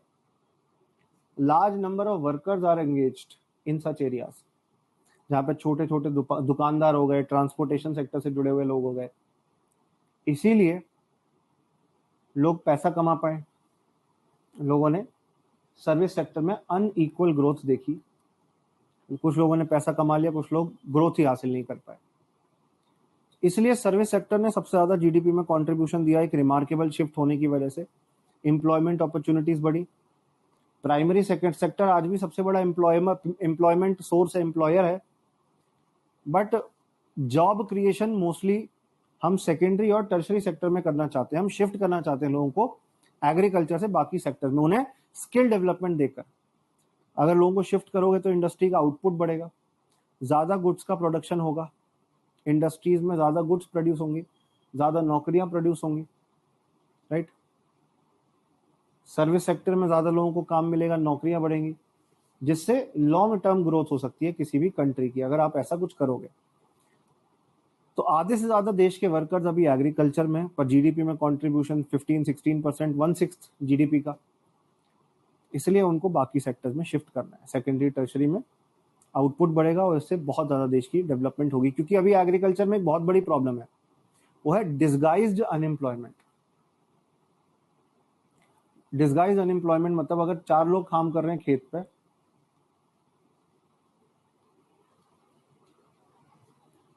अगर 4 लोग काम कर रहे हैं खेत पे, तो उसमें से 2 लोगों का ही इकोनॉमिक कंट्रीब्यूशन है। उनमें से सिर्फ 2 लोगों का ही इकोनॉमिक कंट्रीब्यूशन है। अगर 4 लोग काम कर रहे हैं, बाकी लोग ज्यादा कंट्रीब्यूट नहीं कर रहे हैं। Those people who are working in agriculture, they are shown to be employed, but उनका इकोनॉमिक आउटपुट में ज्यादा कंट्रीब्यूशन नहीं है। मतलब इनको हटा दिया जाएगा तो प्रोडक्शन पे ज्यादा कोई फर्क नहीं पड़ेगा। एग्रीकल्चरल वर्कर्स अंडर एम्प्लॉयड है, अंडर एम्प्लॉयड। इस तरीके का अंडर एम्प्लॉयमेंट आपको देखने मिलता है जब लोगों के पास काम नहीं होता, जब लोगों के पास काम नहीं होता। अंडर एम्प्लॉयमेंट है, डिसगाइज्ड अनएम्प्लॉयमेंट कहते हैं इसे, डिसगाइज्ड अनएम्प्लॉयमेंट, ठीक है ना। ये बात क्लियर है?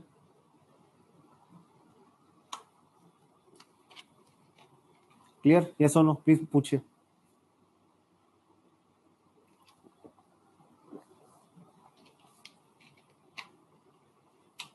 एक और प्रॉब्लम है casualisation of workers. Permanent job नहीं है,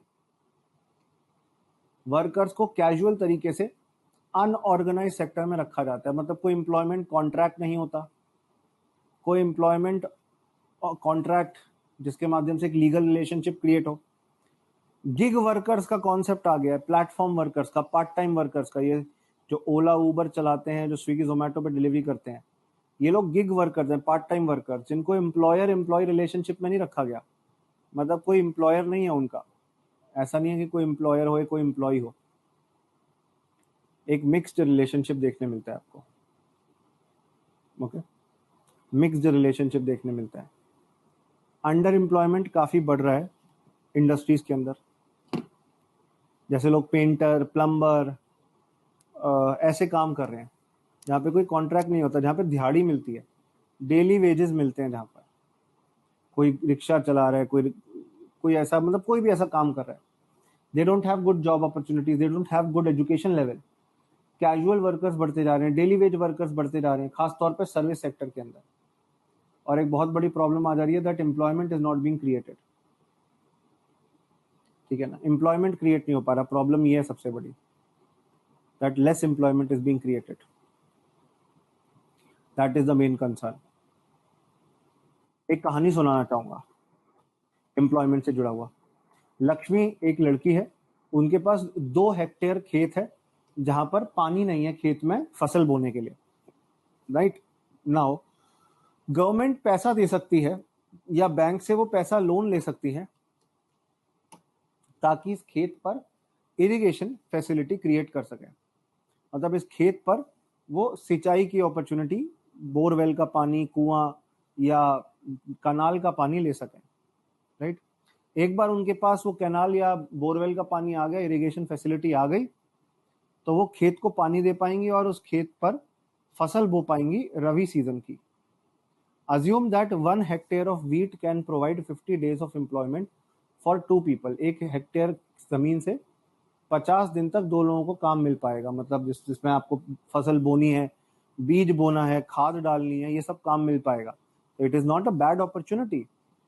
2 फैमिली मेंबर्स उनके साथ मिलकर काम कर सकते हैं।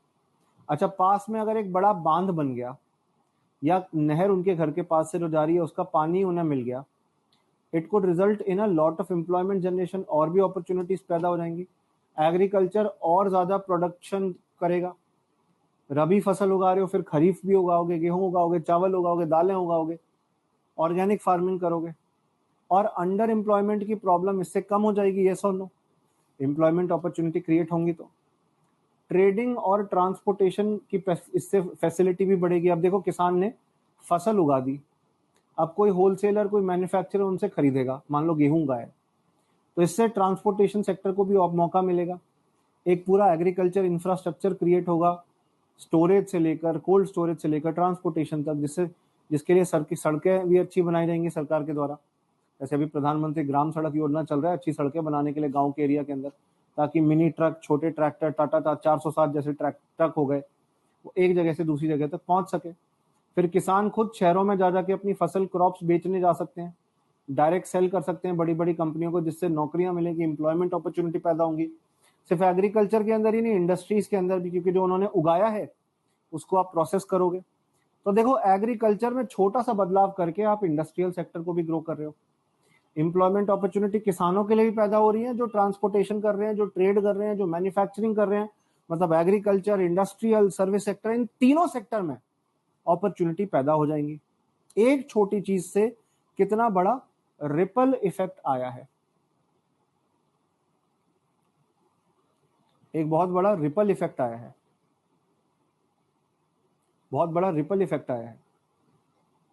ठीक है ना, रिपल इफेक्ट का मतलब बहुत बड़ा बदलाव आया है, जहां पे फार्मर्स की जो जरूरतें हैं वो सिर्फ वाटर तक लिमिटेड नहीं है, उनसे अच्छे सीड्स उन्हें मिलना, फर्टिलाइजर मिलना, इरिगेशन पंप मिलना। पंप का मतलब है नहर से, कनाल से आपके खेत तक पानी लाने के लिए भी तो पंप और पाइप चाहिए होंगे, तभी आपके खेतों में प्रोडक्शन बढ़ सकता है। अब किसान तो गरीब है, वो तो खुद अफोर्ड नहीं कर सकता, उसे अगर ये सब चाहिए तो साहूकार या मनी लेंडर से उधार लेना होगा पैसा, पर वो बहुत ज्यादा इंटरेस्ट चार्ज करते हैं, very high interest rate is charged. सस्ता लोन देना होगा, वो कहां से मिलेगा? बैंकों से मिलेगा, सरकार की प्रायोरिटी सेक्टर लेंडिंग प्रोग्राम के तहत मिलेगा। प्रायोरिटी सेक्टर लेंडिंग का मतलब सरकार किसानों को अपनी प्रायोरिटी या प्राथमिकता मानते हैं। प्रायोरिटी सेक्टर लेंडिंग प्राथमिकता मानते हैं, ठीक है ना। लोकल बैंक्स जो हैं वो लोन प्रोवाइड करेंगे, ये सब खरीदी जा सकती हैं, फसल और बढ़ाई जा सकती है इसके माध्यम से। चीप क्रेडिट प्रोवाइड करोगे किसान को, सस्ते में लोन दोगे तो वो सब ये कर पाएंगे, जिसके लिए हमारे देश में रूरल एरियाज के अंदर बैंक्स हैं, right, regional rural banks, NABARD है, national bank for agriculture development, cooperative societies हैं, जिनसे आप गांव के एरियाज के अंदर एग्रीकल्चर अपॉर्चुनिटीज बेहतर करो। इसके लिए एग्रीकल्चर में आपने पंप किया पैसा तो उसे इंडस्ट्रीज और मैन्युफैक्चरिंग को भी ग्रोथ मिली। इंडस्ट्रीज और मैन्युफैक्चरिंग शहरों के अंदर तो बहुत अच्छे से स्टैब्लिश हो गई है। रूरल और सेमी रूरल एरियाज, गांव के इलाके और ऐसे इलाके जो गांव से शहर में बदलते जा रहे हैं, वहां पर अपॉर्चुनिटीज बिल्ड करनी है टियर 3 टियर 4 सिटीज के अंदर, ताकि वहां पे भी लोगों को एम्प्लॉयमेंट अपॉर्चुनिटी मिले, राइट। जैसे मान लो कई सारे किसान हैं, they have decided to grow arhar dal and chickpea, जो छोले होते हैं, ठीक है ना, उन्होंने इस चीज को ग्रो करना शुरू किया और धीरे धीरे एक मिल सेटअप करी जहां पे दाल से पापड़, अलग अलग चीजें बनाई जा रही हैं, दाल को पैकेट में पैकेजिंग करी जा रही है और शहरों में जा जाके बेचा जा रहा है। इस छोटी सी फूड प्रोसेसिंग एक्टिविटी से, जहां पे आप दालें वही उगा रहे हो बट आपने उनसे रिलेटेड एक फैक्ट्री खोल ली जहां उन्हें पैकेट में बंद कर रहे हो, दाल के पापड़ बना रहे हो, तो आप उन्हें ज्यादा दाम पे बेच सकते हो। फूड प्रोसेसिंग करके आपको ज्यादा पैसा मिल सकता है अपने सामान का। आप एक कोल्ड स्टोरेज फैसिलिटी खोल सकते हो। Farmers can open a cold storage facility for potatoes, onions. आपके प्रोडक्ट उस समय बिक सकते हैं जिस समय डिमांड बहुत ज्यादा है और सप्लाई कम है। जैसे अभी टमाटर बेचकर एक किसान ने रेंज रोवर गाड़ी 1 करोड़ की गाड़ी खरीद ली। कैसे? टमाटर बेच के कोल्ड स्टोरेज में रखे हुए थे, अचानक से टमाटर के दाम 6 गुना 7 गुना बढ़ गए, उन्होंने बेच दिए और देखो रेंज रोवर गाड़ी खरीद ली है। मैं मजाक नहीं कर रहा हूँ, this is all over the internet, आप देख सकते हो, मैं मजाक नहीं कर रहा हूँ, I am not joking at all. Range rover गाड़ी खरीद ली, 1-1 करोड़ रुपए कमा लिए। तो ऐसा हो सकता है, पॉसिबल है, बिल्कुल पॉसिबल है। कोल्ड स्टोरेज फैसिलिटीज पर ध्यान दो, ट्रांसपोर्टेशन कॉस्ट कम करो, जिस समय डिमांड ज्यादा है, सप्लाई कम है, उस समय मार्केट में अपनी फसल उतार दो, बेच दो, पैसा कमा लो, ठीक है ना। तो ऐसे आप ज्यादा पैसा कमा सकते हो। ऐसे ही हनी कलेक्शन, एपीकल्चर, मधुमक्खी पालन, और फिर वो मधुमक्खी का जो शहद है उसे निकाल कर बल्क में बेच दो। तो wild honey collection, wild honey और normal honey collection. Export processing sector की, इंडिया के बाहर आप सामान एक्सपोर्ट कर रहे हो। मैंगो के लिए इंडिया का बहुत बड़ा एक्सपोर्ट इंफ्रास्ट्रक्चर होता था, ये कम हो गया पिछले कुछ समय से। यूरोपियन कंट्रीज को लगता है हम बहुत ज्यादा फर्टिलाइजर यूज करते हैं, इसलिए वो हमसे अब मंगाते नहीं है सामान, वरना इंडिया मैंगो एक्सपोर्ट करता था, मिल्क प्रोडक्ट्स एक्सपोर्ट करता था, बासमती राइस और अलग अलग चीज एक्सपोर्ट करता था। आजकल थाईलैंड, वियतनाम, पाकिस्तान, श्रीलंका को हमारे से ज्यादा अपना सामान एक्सपोर्ट करने का मौका मिल रहा है।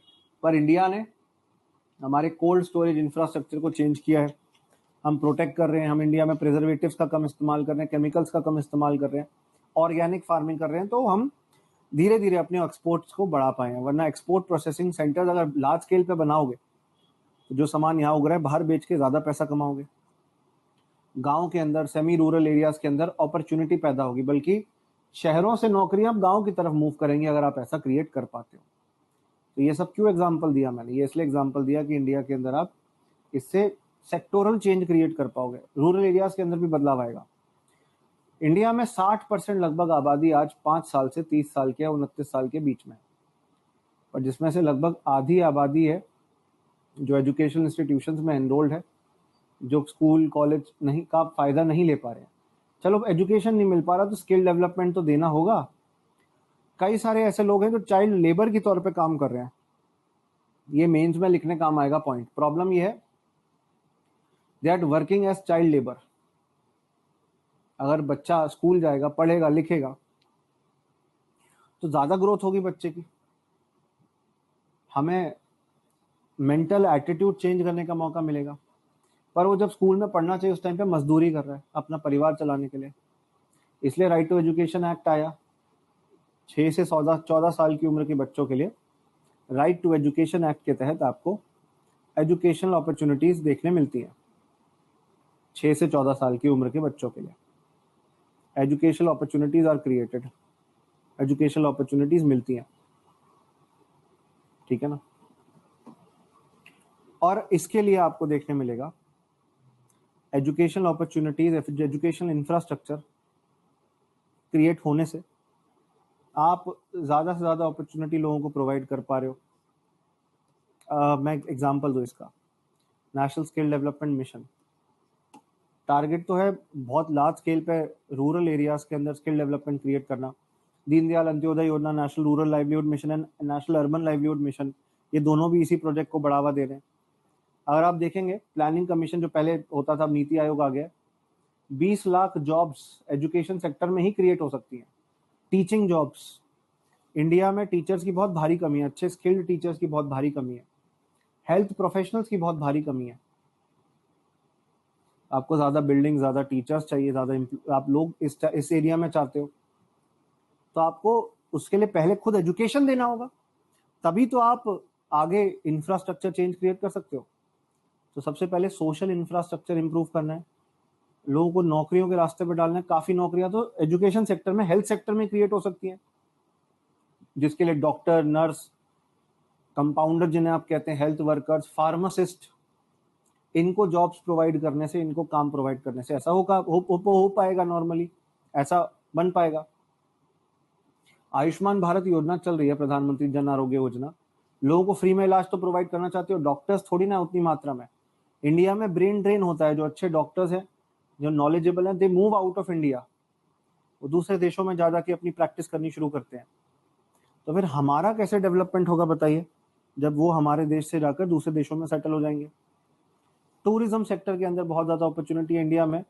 प्रसाद और हृदय जैसी स्कीम चल रही है, जो इंडिया के हेरिटेज साइट्स हैं, कल्चरल एरियाज हैं, वहाँ पर टूरिस्ट जाते हैं, ताजमहल, लाल किला, ऐसे tourist places, right.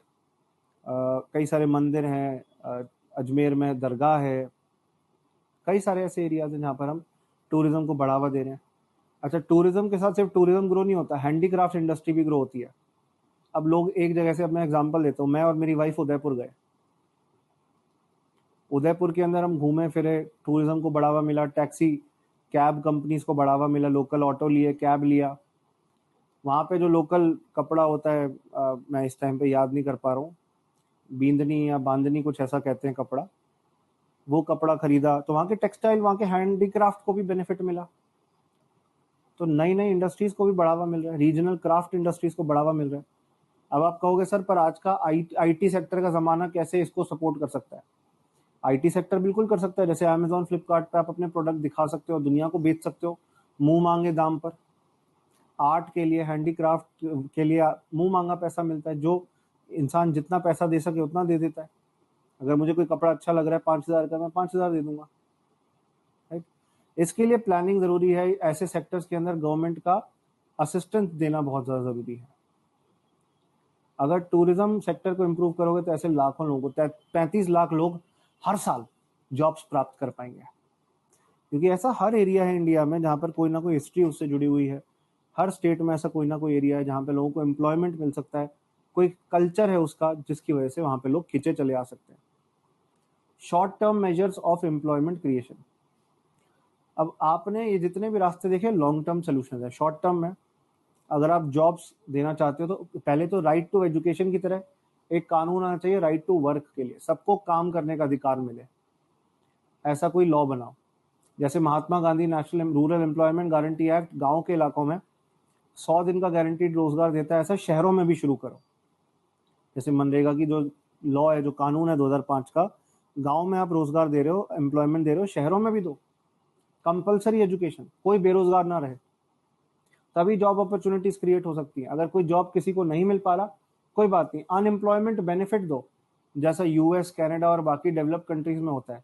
Unemployment allowance, पैसा नहीं, सरकार काम नहीं दिला पा रही, ऐसा कानून बनाएंगे, राइट टू वर्क प्रोवाइड करेगा, काम नहीं मिल रहा कोई बात नहीं, पैसा देंगे, ताकि कोई भी बेरोजगार ना रहे।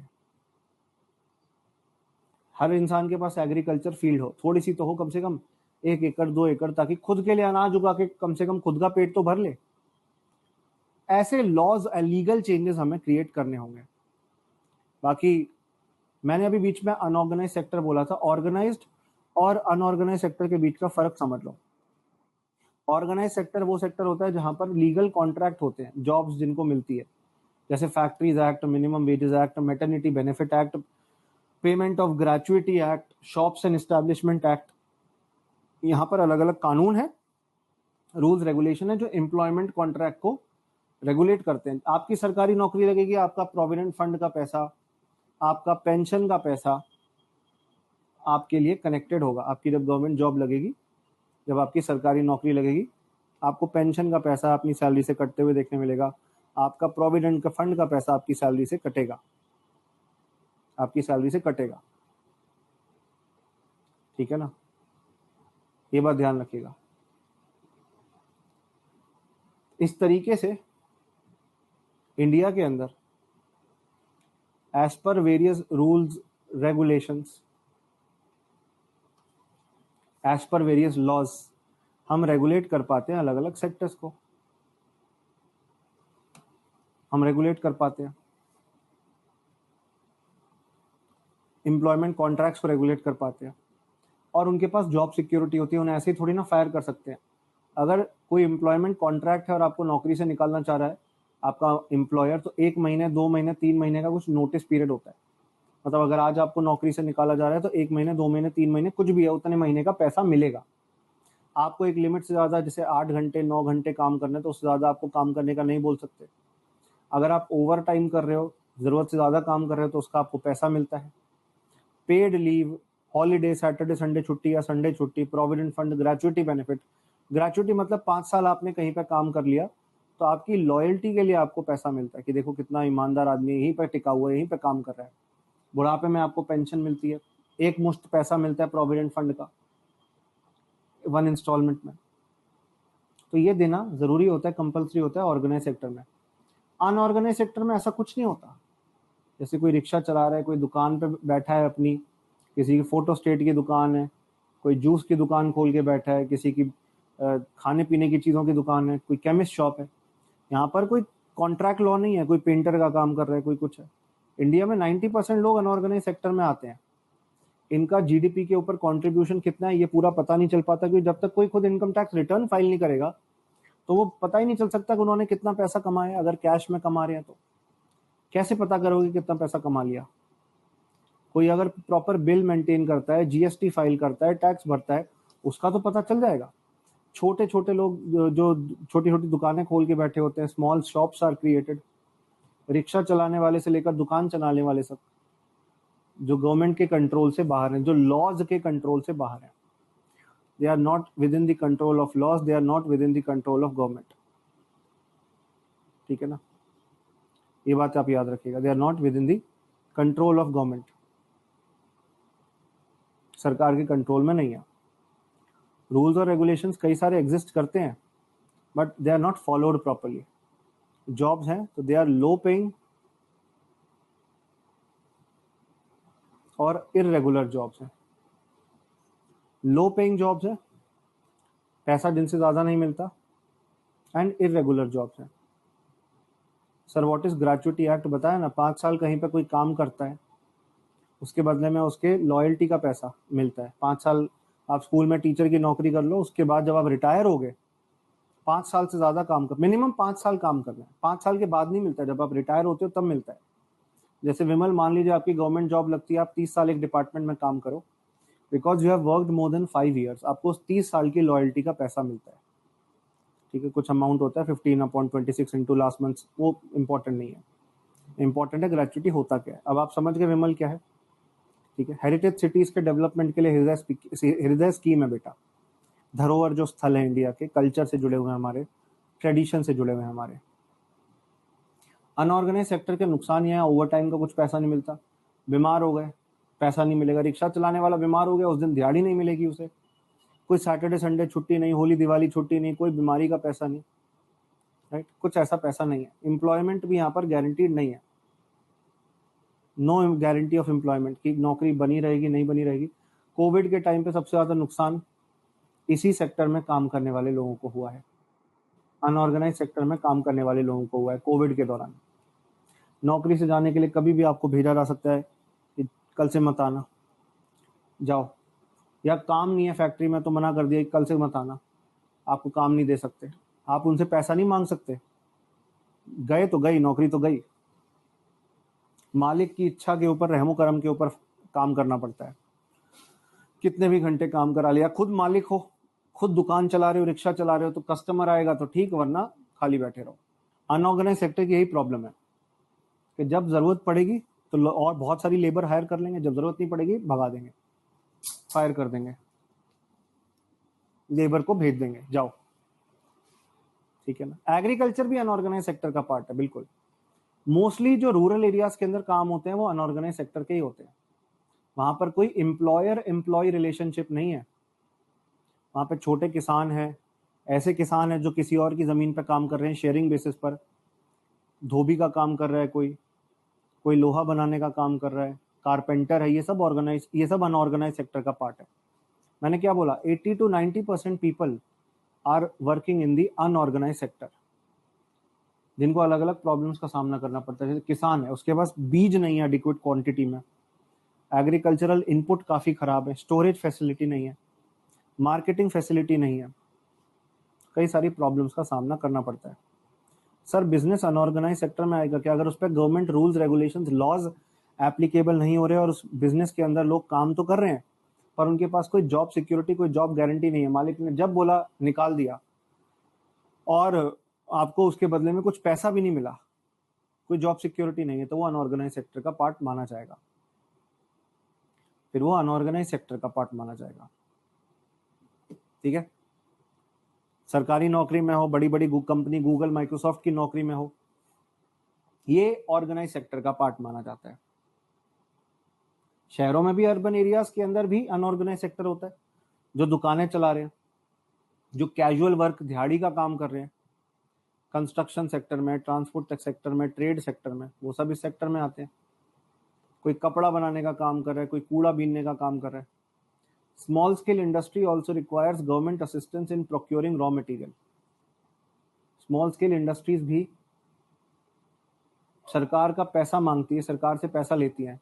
माइक्रो स्मॉल मीडियम एंटरप्राइज भी, ये आपका अगर एक लेवल से कम हो, मतलब जैसे 5 करोड़ से कम इनकी इन्वेस्टमेंट है, इनकी प्लांट एंड मशीनरी में इन्वेस्टमेंट कम है, जो छोटे स्केल पे चल रहा है। जैसे लिज्जत पापड़ बनाया गया था शुरुआत में, एक ब्रांड था, महिला ग्राम उद्योग, कई सारी औरतें मिलकर बस आके पापड़ बनाती थी, उसमें कोई रूल्स एंड रेगुलेशंस गवर्नमेंट के लग नहीं रहे थे। पर बड़े लेवल पे जब आप फैक्ट्री खोलते हो तो फैक्ट्रीज एक्ट अप्लाई होता है, मिनिमम वेजेस एक्ट अप्लाई होता है कि किसी भी वर्कर को इससे कम पैसा नहीं दे सकते, वो ऑर्गेनाइज सेक्टर होता है, वरना बाकी सब अनऑर्गेनाइज सेक्टर में आता है।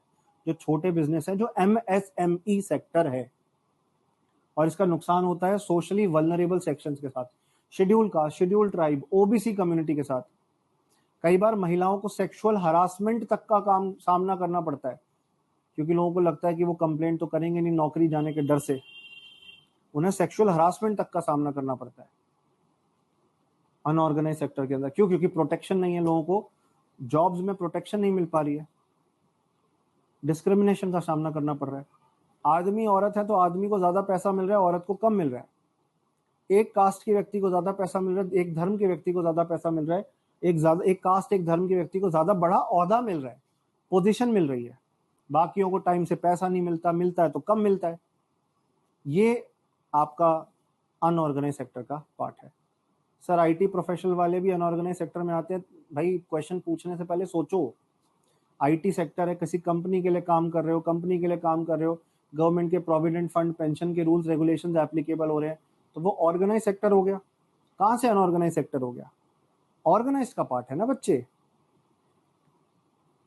Okay sir, organised sector private में भी होता है, तो वो कौन डिसाइड करता है? भाई ऑर्गेनाइज अनऑर्गेनाइज इस बात पर डिसाइड होता है कि आपकी जो फैक्ट्री है, जो दुकान है, जो बिजनेस है, क्या वो गवर्नमेंट के लॉस के दायरे में आ रही है तो ऑर्गेनाइज्ड है।